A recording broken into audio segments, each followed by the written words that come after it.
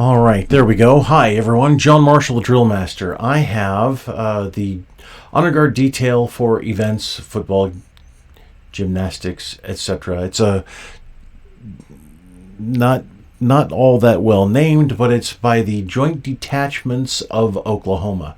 Don't know what the Joint Detachments are, but maybe Air Force and Space Force. So let's go with full screen so you can get the full view there.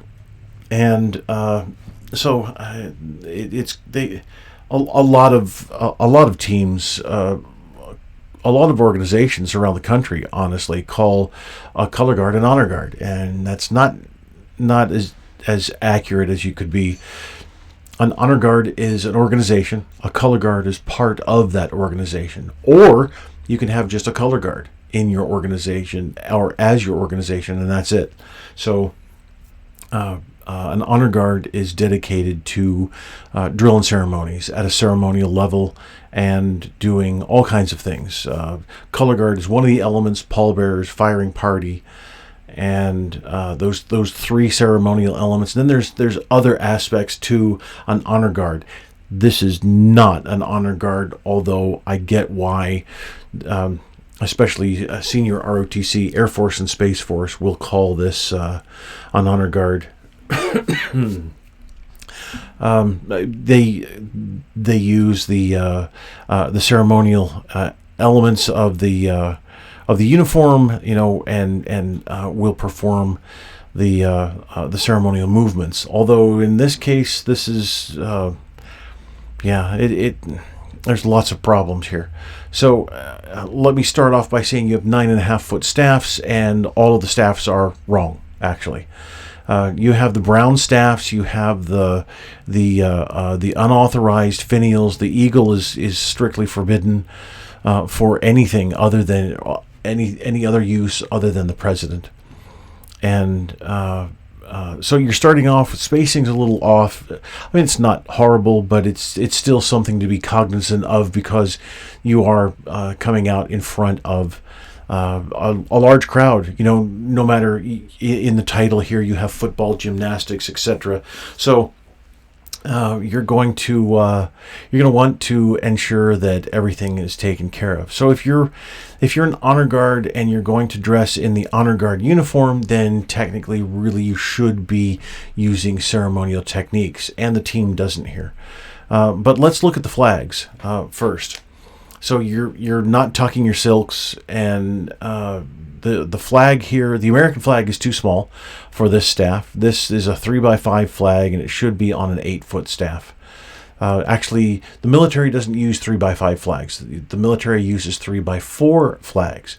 And according to Professor Flagg, I found this absolutely fascinating. Guys weren't tall enough back in the Civil War to furl and unfurl the colors without the flag touching the ground.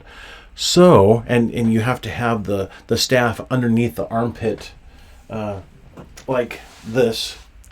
It has to be horizontal to furl and unfurl. So they cut a foot off the flag and then authorized 3x4 flags. So I thought that was pretty interesting. But apparently 3x5 is a much more common common size, and you have to specifically request 3x4 flags. But anyway, go to Colonial Flag. They will steer you right. Hardly anybody else knows about or knows in depth about flag requirements and staff requirements for the military services. And then that can also carry over into first responders. So your American flag is too small for the staff, and it's also too small because of the other two flags. They outsize that, and that's inappropriate. So you're in essence disrespecting the American flag because you have your other two flags are larger. You have the 4'4" by 5'6" flags here, and they're appropriately on the taller staffs, which is great. However, again, the staffs are wrong. They're just the brown staffs that are supposed to be placed in an office and and that's it. They never leave the office. They're not supposed to. You just put them in the gold stands, and you have your flags there and displayed, and that's good. Color guard flags are supposed to be on guidon staffs. Light ash wood, ferrule at the bottom, ferrule at the top, spade, nothing else. Not an eagle, not another type of finial. Only the flat silver army spearhead, or it's also called the spade. So, and then we have the Air Force flag bearer here at the end. Glad you have the flags in the correct order. That's kudos to you. That's really well done. I'm glad of that. But the Air Force flag here bearer is holding the flag to the silk, and that's not appropriate at all. The flag is supposed to fly freely when at carry. Now here, it should also fly freely if you're following regulation drill standards.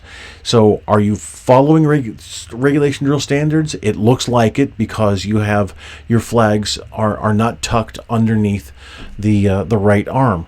That would be a ceremonial technique. So right away, this tells me that you're probably not going to be using ceremonial techniques here. Although some ROTCs, and again, when I say ROTC, I mean at the college level, some ROTCs do use ceremonial techniques out of the Air Force Honor Guard manual. And we have an angled wrist here. Shouldn't have that. Should have the rifle pulled back so that, and this is fairly close, although all three toes are not aligned here by this female cadet. So the rifle butt is actually a little too far behind for both of them, and then the rifle is the barrel is a little far forward. It should be on the seam of the trouser leg, centered on the thigh. So as there, as the team prepares to set up, they're staged, and now they're going to go set up for a colors presentation. So what they've done now is brought the flag staffs to the port position, just like the rifles, and we don't do that. Nobody does that at all, ever. Running with the flags, I have a little bit of a problem with that, but whatever. That's a different scenario. We're talking about a color guard here, and we don't do this. We don't bring the staffs to port straight across the body. So if you're going to bring the staffs to port, that's going to be straight up and down at the side. And I suggest holding it with both hands. It's just a lot easier for those. The Air Force ceremonial technique has the left hand flared out in front of the staff, and it can be a little difficult to do that. However, you're Air Force and possibly Space Force, so you really should use a better technique. This is not a technique that's authorized in the U.S. military. That's what this command right here is. From there, they're going to start moving forward. So you can hear the description. I really appreciate that there's a video that tells the team, here's what you're going to do. You're going to set up over here, then you're going to move in, and then he talks about snaking around. Now, the team is going to go, it looks like probably past the 50, and then they're going to come around, snake around, as he calls it. So right here, they just finished their snake around, and then what you could have done is actually used the every left on technique, and it would still have you marking time. You wouldn't have to be as accurate with it. It's I call it parking cars. You have your guard, then your color bearer comes around and just kind of moves into place like this, just in a big sweeping motion, then the next. That's every left on, and it's a little more appropriate when you can perform the movement. And they're going to turn to face the field. So yeah, this looks so bad, carrying the colors across you like this. It really does look terrible. And so we've got right rifle guard with the flared fingers here. ceremonialer or what? I don't know. I don't get this grip. It look. I want to use the word stupid. This is not an attack on any individual. It's the look, not the individual. This looks stupid. It really does look stupid, especially when you're never ever taught to do that anywhere else except in some cadet program that never reads the manuals.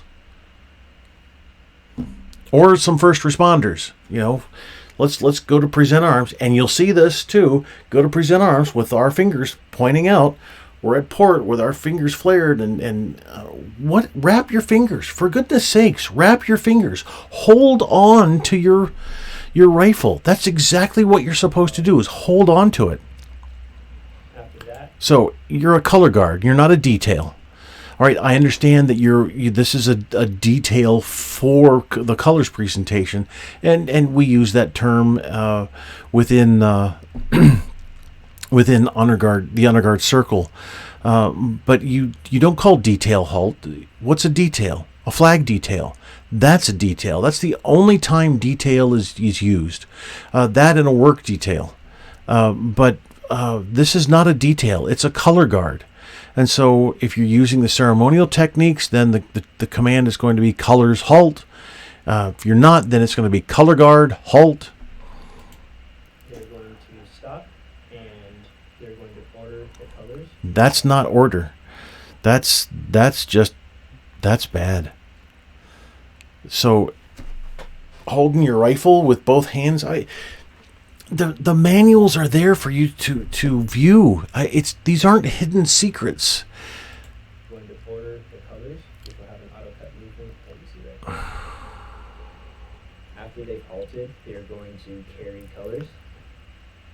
After giving the command of carry colors, they're going to not all that great looking, march but forward. Here now we have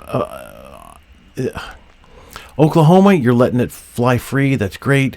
American flying free, and then Air Force. What are you doing? You're holding the flags fly freely at carry, regardless of service. It doesn't matter. Everybody lets them fly freely at carry.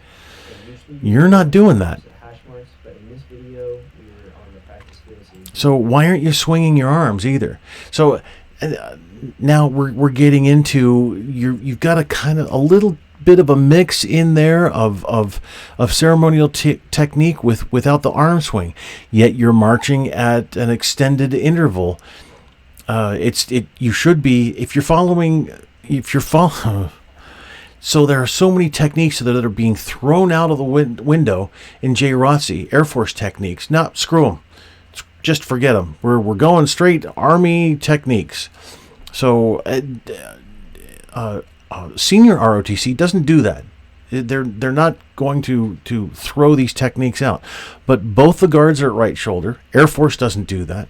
The team is at a larger interval than close interval. So are you? But you're not swinging your arms, and so.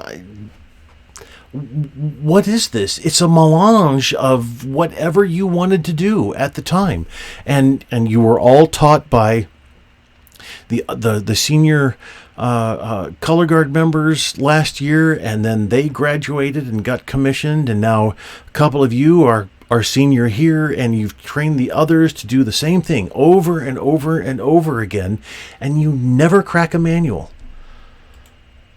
You're not the only ones.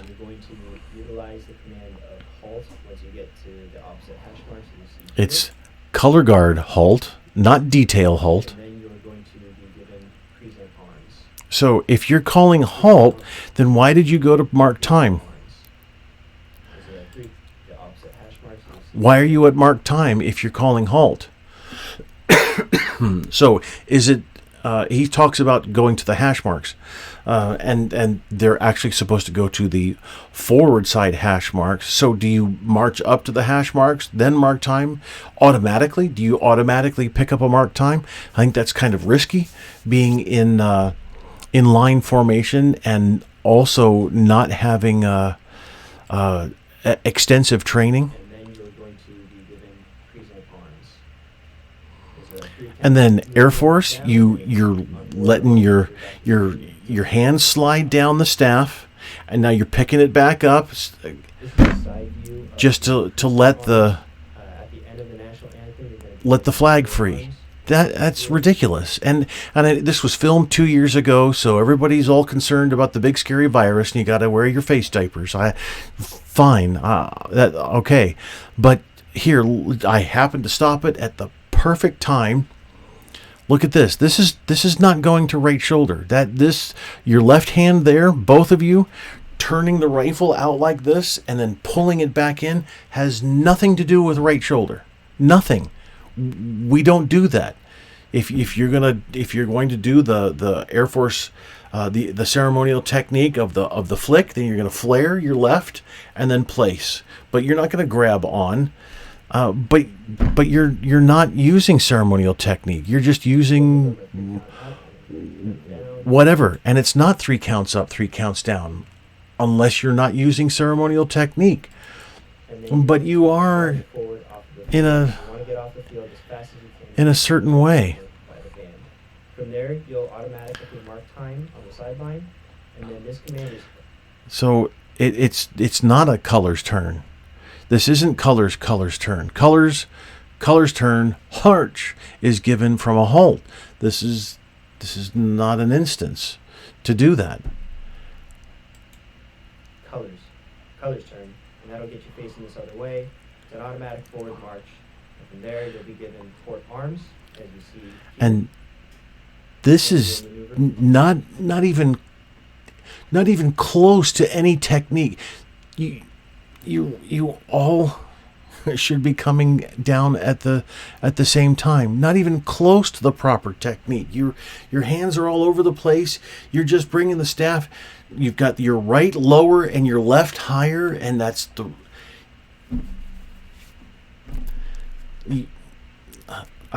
Boy, you need to. You should be carrying, and then come out like this, and then drop.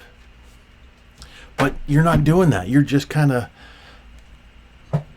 pushing your hands all over the staff, and who cares? It's not a big deal.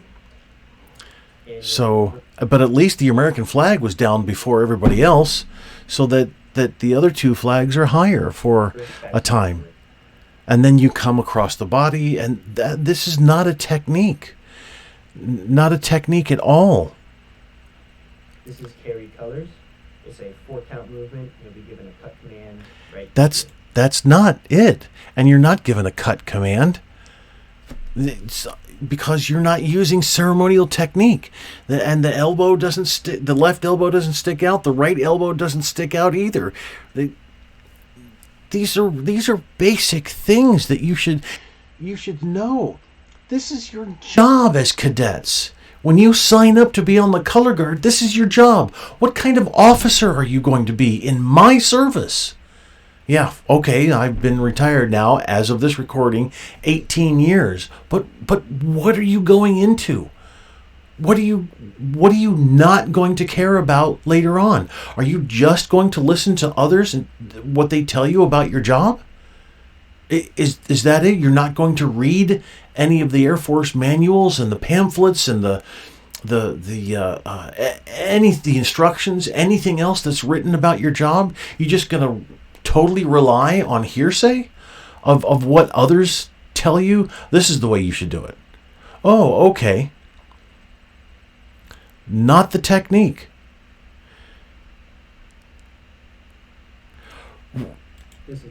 Ready front?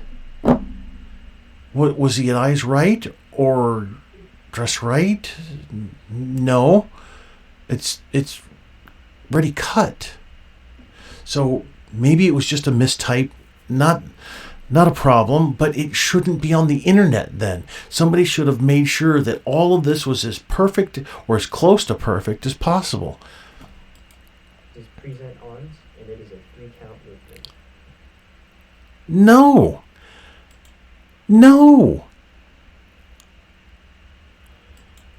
Look at those fingers. Isn't that wonderful? No, it's not. And your sling's mounted weird.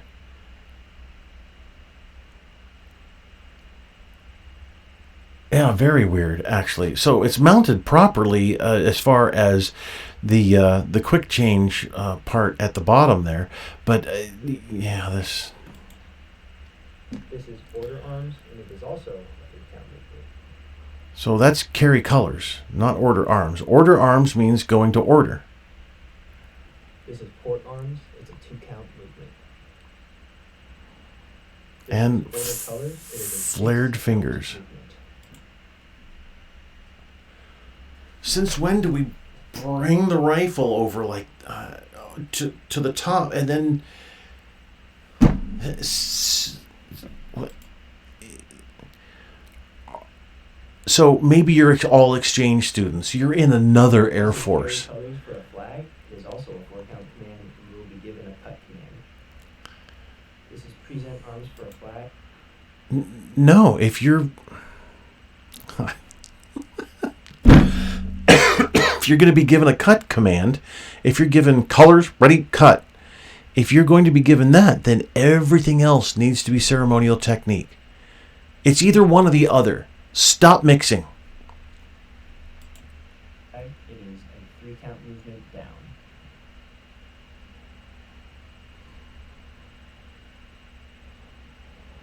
This is order arms for a flag. It is also a 3-count movement up. This is port arms for a flag. It's a 2-count movement, and you want to get the flag so you can see. No. No. Show me where that technique is, where you lift out and then look up and grasp for the flag silk. Just show me the manual, please. I'd like to see it.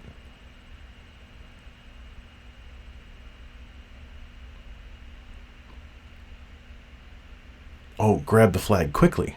Oh, well, that's different.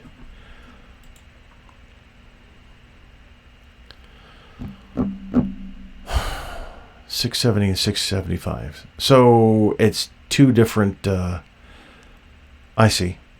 It's two different universities with two different detachments. Gotcha. So you all get together and I see. Okay. I understand that now. The rest of everything for your training has absolutely nothing to do with Air Force regulation drill technique or Air Force ceremonial technique. It's just stuff that you've made up. And at one time, years ago, maybe somebody was teaching it properly, but you've never cracked the books ever since. And unfortunately, nobody ever made video at that time to show proper technique. And so it was just handed down by word of mouth. And that's what we have now. That's unfortunate. It's really unfortunate. So I'm really glad that you, now that I've just, ripped you to shreds, I am really glad, though, that you have taken the time to do something like this, to think it through and to explain to other cadets what their job is going to be, and in general, how you're going to do it, and whether you're on the field or the court or whatever. I do appreciate that very much. It was forward thinking. However, you went forward only maybe a foot when you need to go forward about a mile. And that mile includes educating yourself in the manual, whichever manual you want. It doesn't matter to me, but pick a standard and then train to that standard and then make the video. You want help? Give me a call. It's not a problem. I will be there. All right. Thanks for watching. I appreciate it.